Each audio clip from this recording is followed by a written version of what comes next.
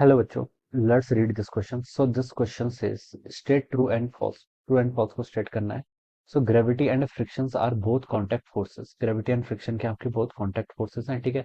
ये आपको यहाँ पर बताना है. तो देखिए बच्चों, इस क्वेश्चन का की कॉन्सेप्ट आप क्या लिख सकते हैं.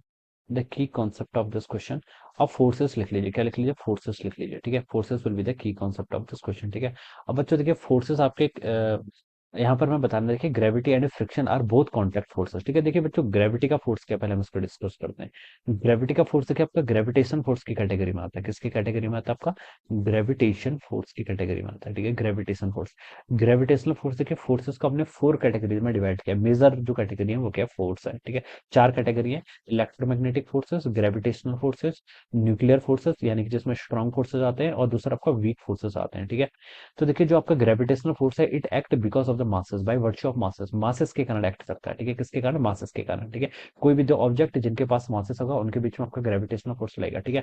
अब जैसे कोई आपका एप्पल है, ठीक है. एप्पल आपका एक ट्री से नीचे गिर रहा है, ठीक है. इसका मास स्मॉल है, तो स्मॉल mg फोर्स लगेगा किसकी तरफ? Towards the centre of the earth. Earth के सेंटर की तरफ ही आपका गिरेगा, ठीक है. तो बच्चों देखिए, यहाँ पर आपका कॉन्टेक्ट माना जरूरी नहीं है, ठीक है.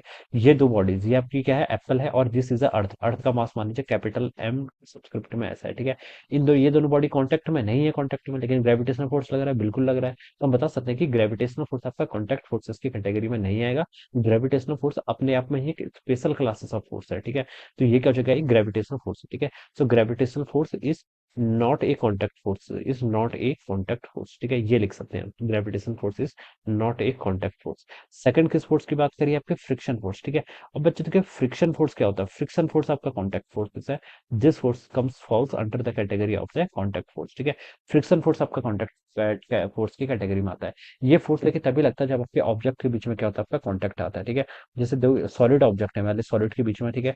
अगर इनके बीच में कॉन्टेक्ट है, ठीक है, कॉन्टेक्ट होगा तो नॉर्मल आएगा, नॉर्मल होगा तभी हम बता सकते हैं इनके बीच में क्या लगेगा? आपका फ्रिक्शन का फोर्स लगेगा, ठीक है. मान लीजिए ऑब्जेक्ट इस डायरेक्शन वेलोसिटी मूव कर रहा है, ठीक है, with respect to the ground. तो ग्राउंड क्या करेगा? इसकी वेलोसिटी का अपोज करने के लिए इसमें फोर्स लगेगा, इट टेंजेंशियल टू इट, ठीक है, टेंजेंशियल टू द सरफेस, और विच अपोजेस द रिलेटिव मोशन को जो अपोज करेगा. तो देखिए, ये कब लग रहा है? जब इनके बीच में कांटेक्ट है. तो फ्रिक्शन फोर्स क्या आपका एक कांटेक्ट फोर्स की कैटेगरी में आता है, ठीक है. और कांटेक्ट फोर्स किस कैटेगरी में आते हैं? इलेक्ट्रोमैग्नेटिक फोर्स की कैटेगरी में. किसकी? इलेक्ट्रोमैग्नेटिक फोर्स, या फिर हम इसको ईएम फोर्स भी बोलते हैं, इलेक्ट्रोमैग्नेटिक फोर्स, ठीक है. अब बच्चों देखिए, ग्रेविटेशनल फोर्स और इलेक्ट्रोमैग्नेटिक फोर्स तो अलग अलग कैटेगरी में आ गए, ठीक है.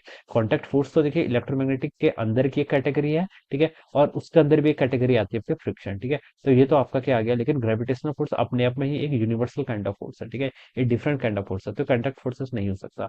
तो स्टेटमेंट ने बोला है कि gravity and friction are both contact forces. बच्चों दिस स्टेटमेंट इज फॉल्स. ये स्टेटमेंट क्या आपका फॉल्स है, ठीक है.